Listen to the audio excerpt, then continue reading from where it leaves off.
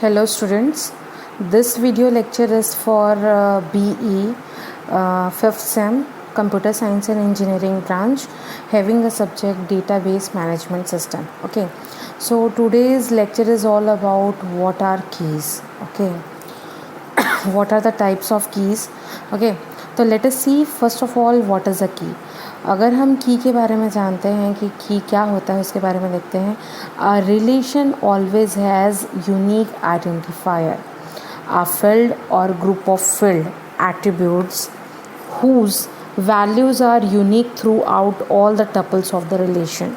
सबसे पहली बात आप ये जान लो रिलेशन क्या होता है, फील्ड क्या होता है, एट्रीब्यूट किसको बोलते हैं, टपल किसको बोलते हैं. ये चीज़ें मैंने ऑलरेडी आपको डिस्कस कर चुकी है क्योंकि इन बेसिक कंसेप्ट के थ्रू हमको आगे बढ़ना है. ओके, रिलेशन मतलब टेबल आप एक बनाते हो, उसमें फील्ड्स होते हैं और फील्ड्स को हम एट्रीब्यूट्स बोलते हैं. फील्ड्स किसको बोलेंगे, सपोज़ आप एक टेबल बनाएं, टेबल पे आप टीचर का बनाएं तो टीचर नेम, टीचर का मोबाइल नंबर, टीचर का सब्जेक्ट, दैट आर फील्ड में आता है जिसको हम एट्रीब्यूट्स बोलते हैं. टपल किसको बोलते हैं कि आपके पास एक टेबल बना हुआ है, पर्टिकुलर रो का आप क्या कर रहे हो, एक पर्टिकुलर का इन्फॉर्मेशन ले रहे हो, दैट इज़ टपल. तो हर tuple is each tuple is distinct, है ना. हर टपल अपने से अलग रहेगा, है ना. Can be identified by the values of one or more of it attributes called keys. तो हम उसको, अगर वो डिस्टिंक्ट है, हटके है, हमको उसको आइडेंटिफाई करना है कोई वैल्यू से, एक या उससे ज़्यादा से, तो हम उस एट्रीब्यूट को क्या बोलेंगे, कीज़ बोलेंगे. So keys are always minimal sequence of attributes. Keys हमेशा कम से कम सीक्वेंस ऑफ एट्रीब्यूट्स को प्रोवाइड करता है जो यूनिकनेस क्वालिटी को डिफाइन करता है. Okay, please note that there should not be duplicate tuple within a relation. एक टेबल पे डुप्लीकेट टपल मतलब सेम वैल्यूज़ रिपीट नहीं होनी चाहिए. Okay, so we should identify one or more attributes called relational keys that uniquely identify each tuple in a relation. So a key is a set of one or more columns whose combined values are unique among all occurrence in the given table. तो की एक ऐसा set of values है, one or more column को combine करके रखा हुआ है जो यूनिकनेस डिफाइन करता है टपल्स के बीच में. Key is a relational means specifying uniqueness. Okay, based on the property of uniqueness, keys can be classified as candidate key, super key and primary key.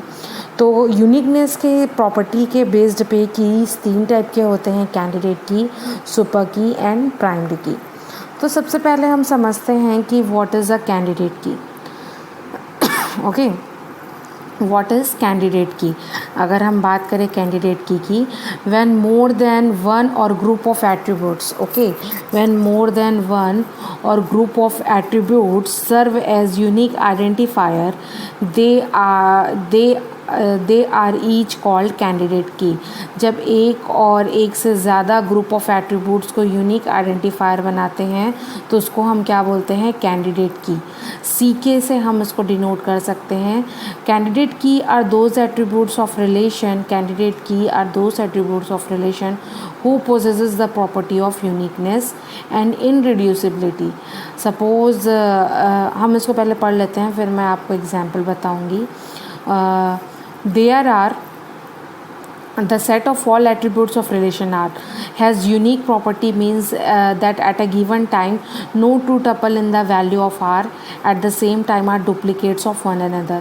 मतलब क्या है कि सपोज़ मेरे पास एक टेबल है, टेबल पे हम 2 एट्रीब्यूट्स को ले रहे हैं तो उसकी वैल्यू सेम नहीं होनी चाहिए. ओके, कैंडिडेट की हम तभी बनाएंगे, सपोज़ मेरे पास एक टेबल है, मेरे को अगर टेबल पे कोई चीज़ को अलग से यूनिकनेस, मतलब मेरे को किसी को जानना है तो मैं ऐसा क्या चीज़ डालूँ जिससे मैं यूनिकली आइडेंटिफाई कर सकूँ उस पर्टिकुलर कॉलम को, रो को.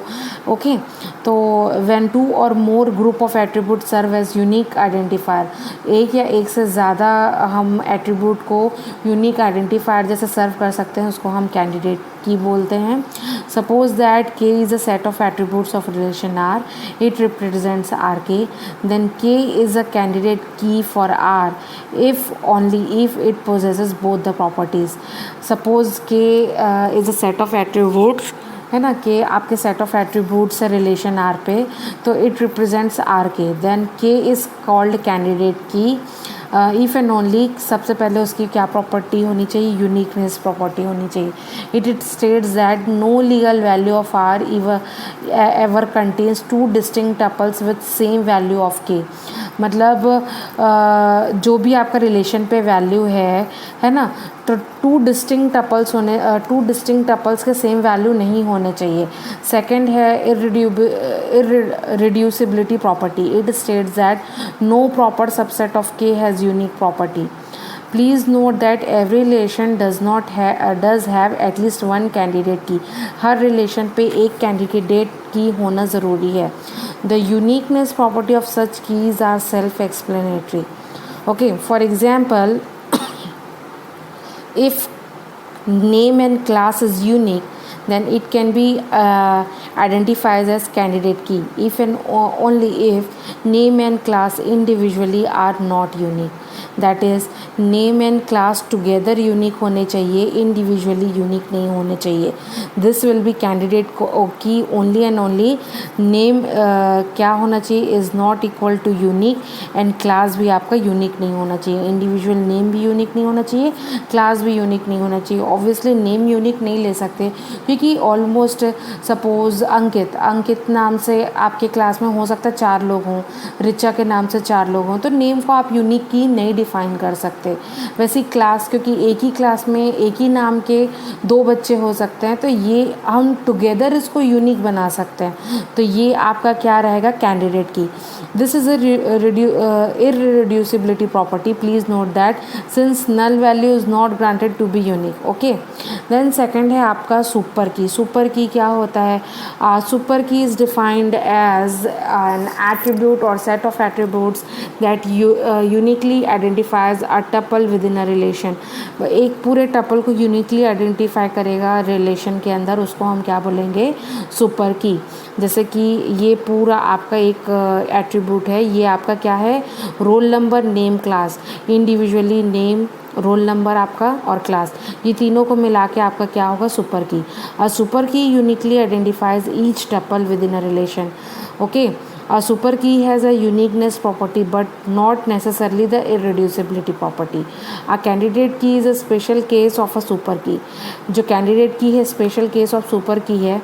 All attributes in a relation taken together as a super key because only one row in a relation can give the value of all relation attributes, है ना. जैसे स्टूडेंट का role number, name, class, ये पूरा आपका जितने भी attributes है उसको हम सुपर की ले सकते हैं. Here roll number is unique in relation student. Then set of attributes roll number, name, class is a super key for this relation student. Now this set of attributes are also unique, but this combination of keys, है ना, keys is not having the property of irreducibility because roll number, which is one subset of composite key, is also unique itself. Thus the composite key is called super key because it has a property of uniqueness but not irreducibility. तो candidate is की is equal to क्या हो गया, super की minus primary की. Okay, candidate की क्या होता है, सुपर की माइनस प्राइमरी की. क्या हो जाता है कि देखो, नेम एंड क्लास आप यूनिकली आप इसको कैंडिडेट की बना सकते हो, बट रोल नंबर सबका अलग होगा. नेम सेम हो सकता है, क्लास सेम हो सकता है, तो ये रिड्यूस नहीं होगा. तो इस कारण से क्या बोल रहे हैं, जो आपका कैंडिडेट की है सुपर की माइनस प्राइमरी की है.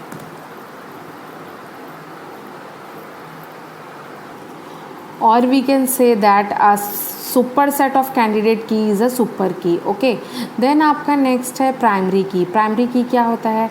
It is defined as the candidate key that is selected to identify tuples unique within a relationship. एक it is defined as candidate key. अगर इसको हम एक कैंडिडेट की टाइप डिफाइन कर सकते हैं, मतलब उसी के तरीके से डिफाइन कर सकते हैं, और ऐसा सेलेक्ट करना है जो टपल्स को यूनिकली आइडेंटिफाई करे with in a relation. The primary की इज़ एन एट्रीब्यूट और set of attributes that uniquely identify a specific instance of an entity. Please note that primary key cannot contain null values. Primary key कभी भी null values contain करके नहीं रखेगा, because we can not uniquely identify multiple null values. Okay, then properties of primary key क्या होना चाहिए? For any key to qualify a primary key for entity of an attribute must have following properties. Stable. The value of primary key must not be change. Okay, stable होना चाहिए, should not be change throughout the life of an entity, है ना. Stable primary की always help to find the value in more exact way. Okay, for example, अगर हम example ले, employee number must not be changed with time as would happen with the age field of an employee. जो employee number है वो time के साथ change नहीं होता है. Then minimal.